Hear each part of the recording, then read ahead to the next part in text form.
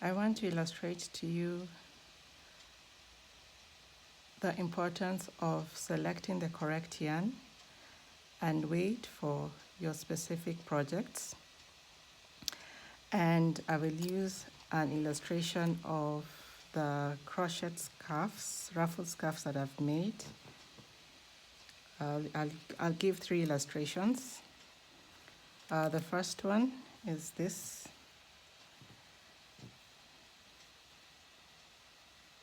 I've used the seagull. I used it as a single strand, so I crocheted with a single strand, and this is how it looks like. It's pretty airy and light, so you don't really feel the weight of it on your neck, and it's pretty comfortable.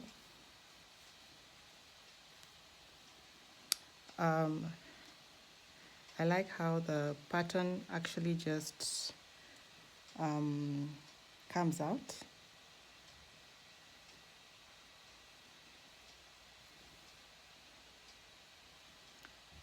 Then we have this second one. This I used thrift yarn.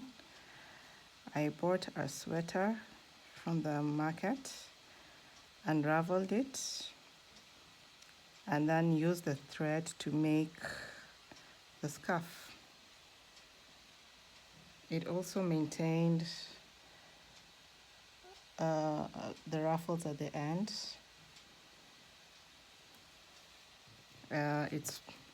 It's bulky yarn. I liked the colorway. Pretty nice, very interesting. I just like how the colors blended into each other.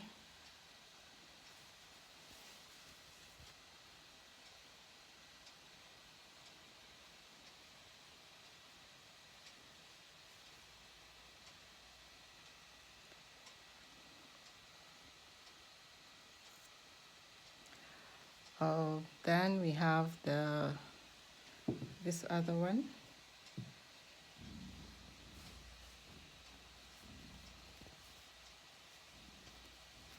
So this I used the milk cotton yarn. This is what I used. Still, you can still see a bit of the ruffles. The beauty about this yarn is that it stretches really well.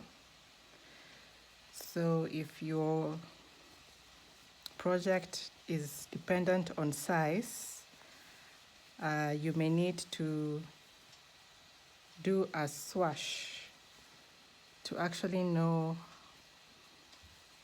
how many stitches you need to cast on or how many stitches you need to chain to get the appropriate fabric, to get your project correct.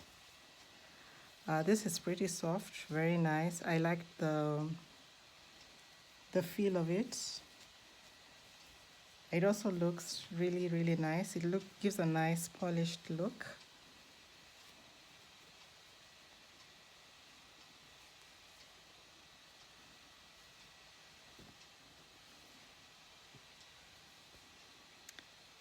So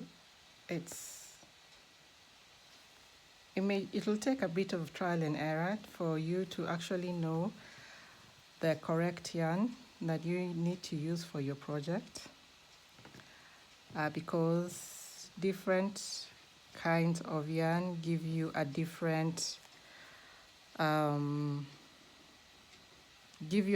result, and you may not know exactly what you will get unless you do a swash of the different kinds of yarn that you have for the project that you want to do.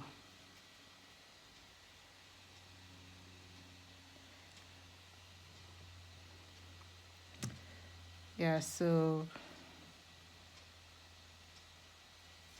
it'll take time. It's not the easiest thing to do, especially if you haven't really established the kind of yarn you want to be using to work with. You don't have a favorite. It may take you a bit of trial and error before you find what really works for you. If you're doing it as a hobby, then I guess you're free to explore and just see what works for you.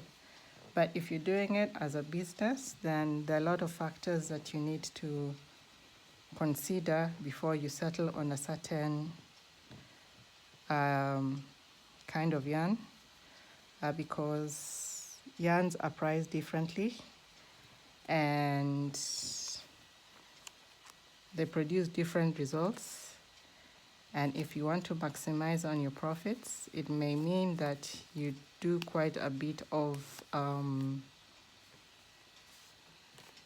experimentation before you actually get what you're looking for, or before you even settle for what it is that really works for you. Yeah, so that's a small tip for you to consider when you're selecting, for you to consider when you're choosing the kind of yarn for your projects.